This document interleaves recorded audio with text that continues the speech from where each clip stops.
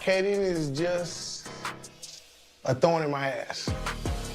I don't even much think I actually gave an opportunity to really see me. That response is evasive, and it's not the full truth that he would tell me.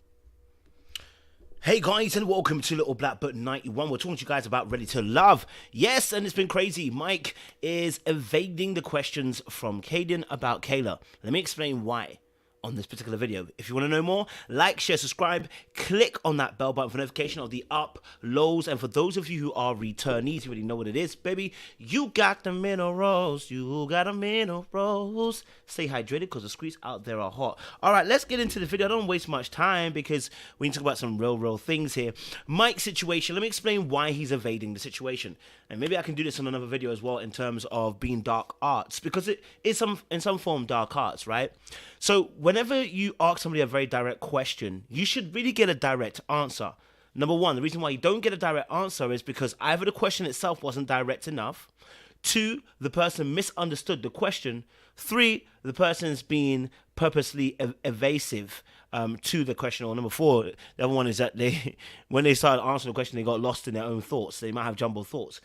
But the first three are pretty much relevant, right? Because somebody not answering the question that you want them to ask it is often because they're evading the question. He understood it, okay? He definitely understood it. He's evaded the question because he needed to be political in that moment, not to cause a scene between his two particular potentials. Now, I kind of get it from a game stance, a point of view. The fact this is a game show, whilst it's being Ready to Love, whilst it's a show for love and everything, I understand the gamesmanship, right? I understand the gamesmanship, but the difficulty here is that the question is very direct. The question is, what do you and Kayla have in common? And this is where Mike's passivity of playing the game from a behind the court aspect plays its role. Now, if you understand, there are different types of people who play the game in different ways, right? Some people like to be really active in the game, you know, get you involved and everything like that. Some people like to be more chill, you know, a bit more at the back, you know, at the back baseline, you know, hitting some balls back, you know. And so let me put it in more simpler terms, okay? There's passive and there's active, right? So with Mike, closer almost to like the type of individual he is. Maybe he doesn't want to hurt Kayla's feelings. I can put that in there and say, look, he doesn't want to hurt Kayla's feelings, right? So he's gonna struggle to able to say how he truly feels, right? That's one aspect. The other aspect is there are other players who, do you know what, will go, hey, do you know what? This is what I like about Kayla, and this is what I like about Brandy. Simple as. They shouldn't be hurting their feelings because I'm just being real. Now, some people can't do that because they're afraid of what the reaction would be of the other party. That's another aspect. I think part of Mike's sensitivity, as he said earlier on in the episodes, is that he's conscious and aware that whatever he says can be taken against him and used in a transformative way with the ladies. I.e., I don't want to mash up my connection. I'm afraid to tell the truth because I'll mash up my connection. When you get to a certain place where you just don't really care, I wouldn't say you don't really care, but you know the truth, and you've told both the ladies the truth, and you operate in full truth and full spectrum of transparency, you can be like, hey, look, do you know what? Can I be honest with you? Yo, I got a connection with Kayla. I got a connection with Brandy. And I know they're sitting both right there. Here's what I like about Kayla. She's X, Y, Z, and that works for me. Brandy, this is what I like about you. X, Y, Z, and that's what works for me. Simple as. Nothing. I don't need to take away from any individual, and I also don't need to be afraid to say what I like about those individual people. And actually, it's a basis and the start of how we should treat one another. Because sometimes what happens in relationships in real life is that we are scared to tell our partners certain truths. And I'm there. Sometimes I don't want to hear certain truths. I get sensitive. You know what I mean? But I know I have to hear these truths because if I'm going to improve, it's the only way. Now, I spoke about this another day. You know, I want to write the notes down before I forget. But I want to talk about it because it's something that people need. You know, it's the assurance. I need assurance, right? A lot of us have issues when it comes to arguments and people saying stuff to us because what we need after is an assurance that, okay, maybe I'm effing up right now, but you still support me. Or maybe I didn't get it right, but you still support me. Okay, maybe, because a lot of us have grown up in households where when you get something wrong, that's it, you're a wrong-un, and it affects our actual being, rather than it being about your behavior. Oh, that sounds rough. it affects our whole being rather than being about your actual behavior. Do you know what I mean? I just want to say that twice so it sounded good.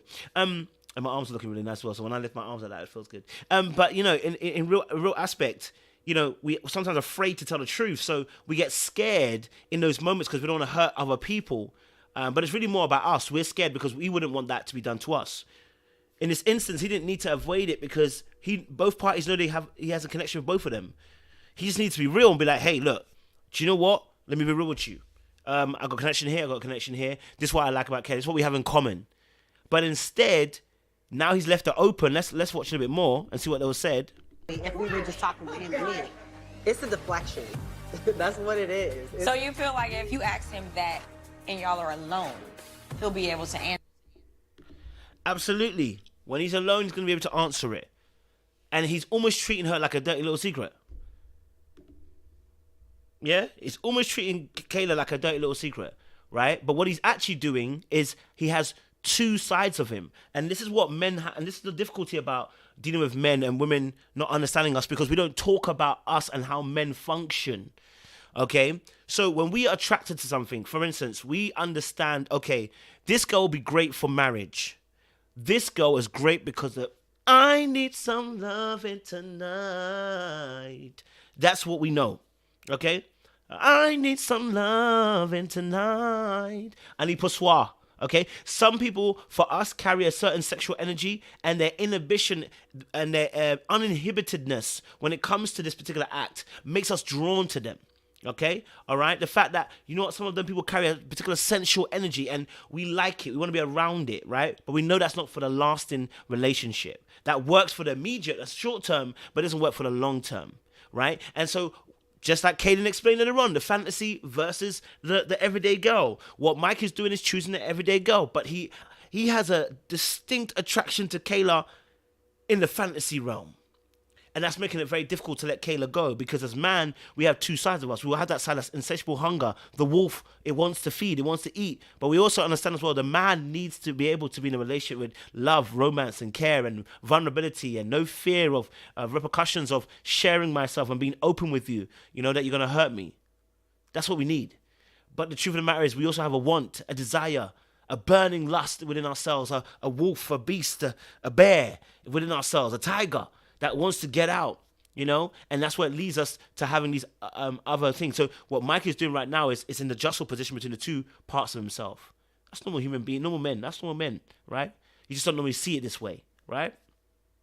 So Mike's not answering the question, because if he answered the question, he'd have to expose what he's really been saying. And let me tell you something, he's probably been saying some things. Because if this side of me finds you, if this side of me, you're tapping into my sexual energy, what do you think I'm going to be saying back to you? You think I'm just going to be saying nice, sweet things? I'm going to be saying some things that if Brandy heard, she's going to question our relationship, right? Because when we get to the naughtiness and we get to talking on the naughtiness level, yeah, that ain't the same conversation, okay? You know what I mean? Say it. So it's a mazzoline. Say it with me. It's a mazzoline. Means it's a madness. It's a mazzoline. It's a madness. It's a mazzoline. You understand? Yeah? It's mad in a dunya. Okay? All right? So, for me, I can see why Mike is not trying to tell the truth about, or at least go all gung-ho about why he feels the way he does, or what kind of compatibility him and Kayla have. I think he's afraid of, you know, affecting his relationship with Brandy. Answer it.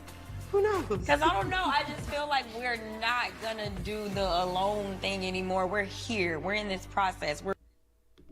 And let me just say this now. Brandy's edges are edging. I mean, the edge control is crazy. Girl's edge control is crazy. Coming out looking like Avatar signs. She's looking beautiful. Looking beautiful.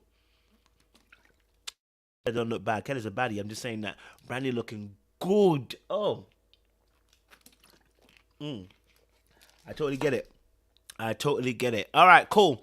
That's a little breakdown of that particular episode. Let me know your thoughts down below. Do you agree? Do you disagree? I know the last few weeks we've been talking about it, but I want to keep it real with you, you know what I'm saying? I know some people might not see it that way, but us as men, we talk about some real things. And actually, join us later on today. We're going to be live. We're going to be talking about the Ndoka situation again. But I'm going to give a male perspective on it as well. So, yeah, like, share, subscribe, click on that bell button for notification of uploads. We appreciate it, guys. We'll see you again very, very soon. Much